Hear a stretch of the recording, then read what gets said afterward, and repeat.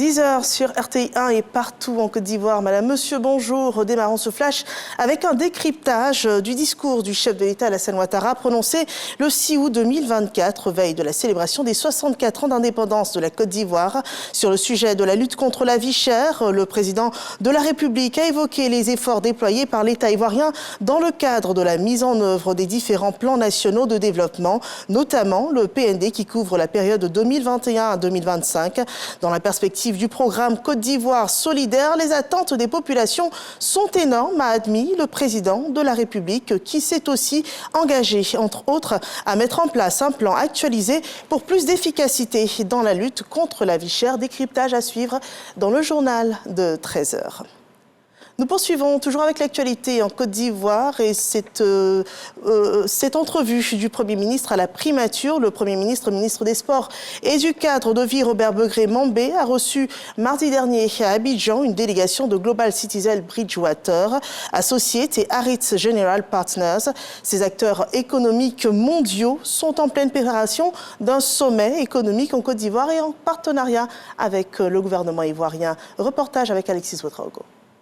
Une rencontre pour jeter les bases de l'organisation pratique et toute la logistique nécessaire pour un sommet économique en vue d'éradiquer la pauvreté en Afrique. Voilà l'essence de ce rendez-vous entre le Premier ministre ivoirien Begré-Mambé et la délégation de Global Citizen, Bridgewater Associates et Harris General Partners. Cet événement va être organisé en partenariat avec le gouvernement de Côte d'Ivoire. Il va rassembler des chefs d'État, des ministres, des leaders du secteur privé et des banques de développement multilatéral. Il veut mettre fin à l'extrême pauvreté sur le continent africain en soutenant les financements des fonds du IDEA et de la Banque mondiale. Et son initiative vise à fournir de l'énergie à 250 millions d'habitants d'ici 2030. Ce sommet prévu en Côte d'Ivoire se tiendra les 9 et 10 octobre 2024. Fondé en 2008 sous le nom de Global Poverty Project, Global Citizen est une organisation internationale engagée en faveur de l'élimination de la pauvreté. L'organisation de ce sommet, le tout premier en Côte d'Ivoire, permettra de sceller de nouveaux partenariats. Actualité hors de nos frontières sur la présidentielle américaine. Kamala Harris et Donald Trump vont finalement débattre. Le candidat républicain à la présidentielle américaine, Donald Trump, a déclaré hier jeudi qu'il acceptait 3 débats télévisés avec sa rivale démocrate Kamala Harris. Les deux prétendants à la Maison-Blanche se retrouveront donc pour le premier rendez-vous le 10 septembre sur ABC News. Les Jeux olympiques d'été débutés le 26 juillet dernier à Paris en France s'achèvent dans 2 jours, le 11 août prochain. Et pour la Côte d'Ivoire, il n'y aura pas de médaille au niveau de l'athlétisme. Comme au judo, l'escrime, les sprinteurs ivoiriens terminent la compétition sans médaille olympique. Et les regards sont désormais tournés vers le taekwondo, unique espoir de la Côte d'Ivoire dans ces Jeux.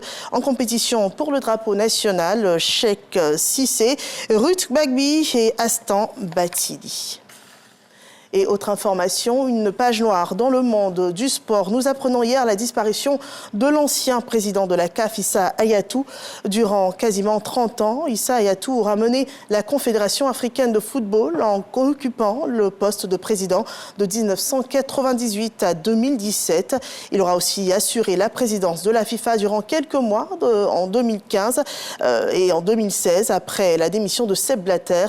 Et il a également participé grandement à l'évolution du football africain et l'un des ses plus grands faits d'armes est d'avoir obtenu l'organisation de la première Coupe du Monde en Afrique. On le rappelle, c'était en 2010 en Afrique du Sud. D'origine camerounaise, Issa Hayatou est décédé à Paris à l'âge de 77 ans. Et voilà qui met un terme à ce flash d'informations.